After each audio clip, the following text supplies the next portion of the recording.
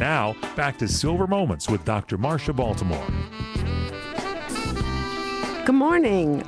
We have Mr. Katz, the attorney for trusts and wills here, and I have to ask him a lot of questions because I want to know what to do when I grow up. For example, what information shall I gather if I'm going to come to your office and ask you to make me a trust and a will? Well, what do I need to give you? What I would like to see is, if you have it, a copy of deeds to your properties, all your properties. I'd like to see any old wills you may have, old trusts you may have. I'd like a list of the names of your family members and their dates of birth. How about their Social Security? The only Social Security numbers I would want would be the people who are going to sign the trust. I don't want Social Security numbers floating around on anybody's paperwork. Oh, okay. I also would want a list of the people that you, as the person who will be the client, would want to take over in case you can't handle it. Let's say you're incapacitated or you die. Who's supposed to make sure that the money goes where it's supposed to go? Who's the person who's going to sign the checks, giving it to your children? Who's going to sign the deed, transferring title to your children? You got to give me a list of at least 2, if not 3 people. You can name a bank, but if you have someone who's financially smart and a prudent person who doesn't invest in crazy things, that's the type of person you'd want to name. Doesn't have to be related. It can be. He or she can be. You can't give it to a beneficiary to do the trustee work, can you? You absolutely can, and it's quite common. You can. Many times you'll name your eldest child or the daughter-in-law who happens to be a CPA or something like that. People like to keep these matters private. It's all depends what you want to do. That's legal, though, to get the beneficiary in the, 100%. in the mix. Yes. Okay.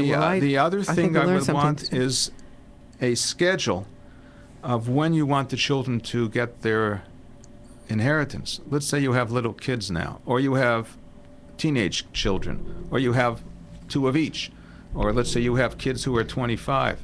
Do you want them to get their share now? Are they financially responsible? Or do you want to stagger it?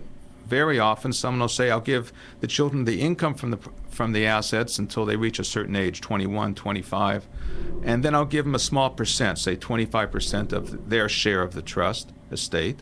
And then when they reach a higher age, I'll give them a more, and then more when they reach 30 or 35, I'll give them everything. So you stagger it. You stagger it. Some people don't give anything to the children. They go, say they get income for life and then to the grandchildren.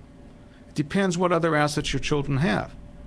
And what if you have a blended family? What do you do then? In other words, this is the second marriage for both, or the second marriage for one of the spouses. What do you do with the kids from the prior family? I mean, all this has to be worked through when you determine who will be the successor trustee and who will be, the successor trustee and also the executor for your pour-over will, which should be the same person. Another question would be if you have minor children, and in California that means under the age of 18, who will raise the children if you and your spouse are not around? The court will appoint a guardian, but you get to nominate the guardian. Young children under the age of? 18. So do you want it to be the same person who's taking care of the money? You can, but you're talking about someone who's going to feed the child, basically bring the child into their home. He or she is going to decide what school they go to. He or she is going to decide where they go shopping, and where they're going to live, what church or synagogue or cultural events they're going to go to. This is a heavy responsibility to give to somebody. That's right. You better make sure it's somebody who has the stamina and the emotional wherewithal to deal with it. I'm not a psychologist. That's your field, so you could better advise on that. Give everybody an IQ test but you before also they want an get appointed. alternative. I'm sorry. You also want an alternative to, let's say your first choice can't do it. Give me a second choice. Give me a third choice. You can't name a bank to be the guardian. No. Now, a subcategory of that is there's a guardian of the person, there's a guardian of the estate. You got to nominate both. The guardian of the person is the guardian that we just spoke about. He's going to raise the child. The guardian of the estate is the person who watches that child's money. Doesn't have to be the same person. the trustee may say, okay, I've got $1 million or I've got $200,000 in this child's share. Who do I give the money to so that the child will benefit from it? Do I give it to the guardian of the person who's watching over them? Maybe there is a spendthrift child, and the child just blow through it. So you need to be very careful. That's a good idea. Be careful and pick the people and vary them. You can select different people. Oh, absolutely. That's good. Yeah. That's very good. Okay, I'm going to gather up all my little informational systems and bring them to you. And now I want to know what question would you want me to be prepared to answer for you when I show up in your office with my collection of material? The first question will be, assuming you're married, is, do you have a problem with me representing both of you at the same time? Because there's an inherent conflict between a husband and wife, whether they've been married to nobody else they've been married 60 years, let's say, because somebody wants this child to get more, this child should get less, something should go to a charity. I want this person to be the successor trustee, and I can't have secrets between the husband and the wife come through me. In other words, you can't call me and say, I don't want you to tell my wife this, or I don't want you to tell my husband that. So you need to be able to say with a straight face that you don't have a problem with me representing both of you. And I'll have you sign a waiver of this conflict of interest. Now, in the future, as time goes on, if there is a outright conflict, I'll have to withdraw from representing you, and you'll have to get separate attorneys. Oh, dear. So you have to know at the beginning what you really want to do before you go to the attorney. And what is it you want to do with your property? Do you want to give some of it away to charity?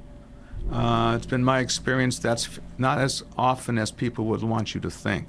People typically want it to go to the family, though I've had occasions where they don't want anything to go to the family and they give it all to charity. Right. You have to make the people understand that before you come to the lawyer. Yeah, and you don't want to give it away while you're alive, because then who's going to support you if your economic situation deteriorates? Right, and you never know in this economy. Look at what's happening here in the world. Okay. Well, I'm happy you tell us that, because if there are no secrets to your attorney, you have to be prepared to give him the whole truth and nothing but the truth, right? Yes, ma'am. That's the way to work it. I appreciate that. And you can call Mr. Katz at 310-571-2727. Now, I've heard this word, allocation. Now, does that have a special legal meaning? Yes, it does. And in trusts and estates, what happens is after the second spouse or even the first spouse has died, you have to allocate the assets between separate subtrusts, we call them. That has tax ramifications that are beyond the scope of our conversation today. But without that allocation, you're going to cause yourself tax and legal problems later on.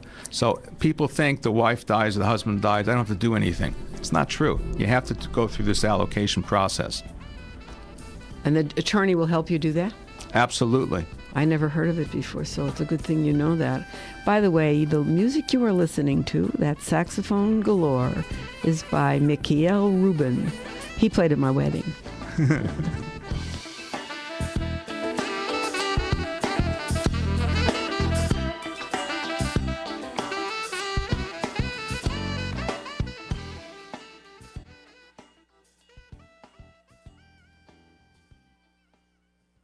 How do you feel? Where